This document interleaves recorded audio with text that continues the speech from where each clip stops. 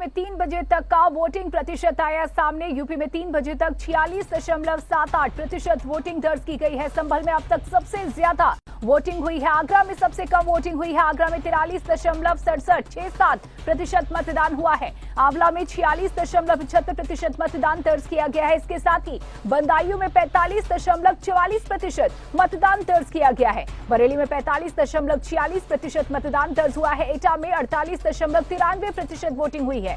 इसके साथ ही फतेहपुर सीकरी में 46.18% मतदान दर्ज हुआ है। फिरोजाबाद में 47.80% वोटिंग हुई है। हाथरस में 44.63% मतदान हुआ है। तो आगरा में अब तक सबसे कम मतदान हुआ है। 43.67% मतदान दर्ज किया गया है। इसके साथ ही मैनपुरी में 46.80, संभल में 52.24% मतदान दर्ज हुआ है। तो अब तक का ये वोटिंग प्रतिशत आपको बता रहे हैं। यूपी में 3 बजे तक का ये वोटिंग प्रतिशत आपको बता रहे हैं। 3 बजे तक यूपी में 46.78% मतदान हुआ है। संभल में अब तक सबसे ज्यादा वोटिंग सामने आई है, लेकिन आगरा में सबसे कम अब तक की वोटिंग दर्ज की गई है। आगरा में 43.67% मतदान दर्ज किया गया है। इसके साथ ही आपको बता दें कि फतेहपुर सीकरी में 46.18% मतदान दर्ज हुआ है। फिरोजाबाद में 47.80% मतदान दर्ज हुआ है। हाथरस में 44.63% मतदान दर्ज हुआ है। मैनपुरी में 46.80% मतदान दर्ज हुआ है, जबकि संभल में सबसे ज्यादा 52.24% मतदान दर्ज हुआ है। तो उत्तर प्रदेश में बता दें कि 10 सीटों पर लगातार वोटिंग की प्रक्रिया जारी है और इसके साथ ही 7 बजे से मतदान शुरू हो चुका है। उत्साह के साथ मतदाता मतदान करते हुए नजर आ रहे हैं। वोटिंग प्रतिशत लगातार हम आपको बता रहे हैं और अब 3 बजे तक के वोटिंग प्रतिशत की अब बात कर रहे हैं, जानकारी आपको दे रहे हैं, जहां संभल में अब तक सबसे ज्यादा वोटिंग हुई है, जबकि आगरा में सबसे कम वोटिंग दर्ज की गई है। इसी पर और बात करने के लिए जानकारी के साथ हमारे संवाददाता रईस अलवी संभल से हमारे साथ जुड़ चुके हैं। संभल में रईस सबसे ज्यादा वोटिंग दर्ज किया गया है, क्या कुछ जानकारी? देखिए, मैं बिल्कुल बताना चाहूंगा, जनपद संभल में मतदाता जो है वो जागरूक है और लगातार प्रशासन भी लगातार जिला अधिकारी मनीष बंसल की भी अपील थी कि ज्यादा से ज्यादा अपना मत का प्रयोग करें और ज्यादा वोट डालने जाए बूथों पर। तो कहीं ना कहीं एक तो प्रशासन का भी आभार दिख गया, दूसरा पढ़े लिखे होने के कारण, पढ़े लिखे लोग होने के कारण जो है वो ज्यादा उत्साही है और ज्यादा ही सुबह से ही वोट डालने के लिए घरों से निकल गए थे। और उनका ये कहना था पहले जलपान छोड़ें और मत को दें, देश को मजबूत बनाना है। आपको उनका कहना ये है कि जिससे ज्यादा मत होगा, जितना ही वोट बढ़ेगा उतना ही देश मजबूत होगा। लेकिन कहीं ना कहीं जो है पुलिस फिर भी इस मामले में लापरवाही कर रही है और प्रशासन लगातार प्रयास कर रहा है कि ज्यादा से ज्यादा वोट डाले लोग। बिल्कुल रईस, और जैसा कि सुबह से हम तस्वीरें अपने दर्शकों को दिखा रहे हैं और लगातार आपसे भी पल पल की अपडेट ले रहे हैं। सुबह होने के साथ ही रईस सुबह से ही मतदाताओं की भीड़ देखी जा रही है, लेकिन सबसे ज्यादा जो टाइम रहा हो, कौन सा ऐसा पीरियड रहा जब वोटर्स सबसे ज्यादा तादाद में पोलिंग बूथ पर पहुंचते नजर आए? हालांकि अभी 3 घंटे और बाकी है। मैं आपको बताऊंगा, अभी तो 3 बज के कुछ मिनट हुए हैं और 6 बजे तक पोलिंग होगी और सुबह 7 बजे 6:30 बजे लोग जो है बूथों पर जाकर लाइन में जाने लग गए।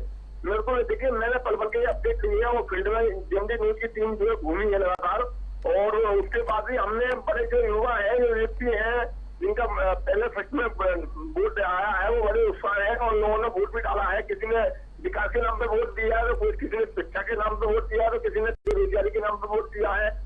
कुल मिला के ये है कि किसी ने भी अपना मत छोड़ा नहीं है, सभी अपना मत देने को तैयार है। लेकिन सुबह से 7 बजे से और 12 बजे तक लंबी कतारें बूथों पर देखने को मिली है। कहीं जाकर 2 घंटे 2 बजे यानी भीषण गर्मी के बीच 2 घंटे के कुछ जो हल्का सा मामला पड़ा था, जिससे जो आदमी ज्यादा गर्मी थी तो व्यवस्था तो प्रशासन ने करी थी, पूरी जल पानी की व्यवस्था थी वहाँ पर और टेंट की व्यवस्था थी, जिससे जो वोटर जो है ठंड में खड़ा हो सके, उसे गर्मी लग सके। लेकिन उसकी गर्मी भीषण होने के कारण भी उसे परेशानी का सामना करना पड़ा। लेकिन परेशानी को न देखते हुए उसने अपना मत का प्रयोग किया है और कहीं ना कहीं जो है देश को मजबूत करने की उन्होंने कसम खाई।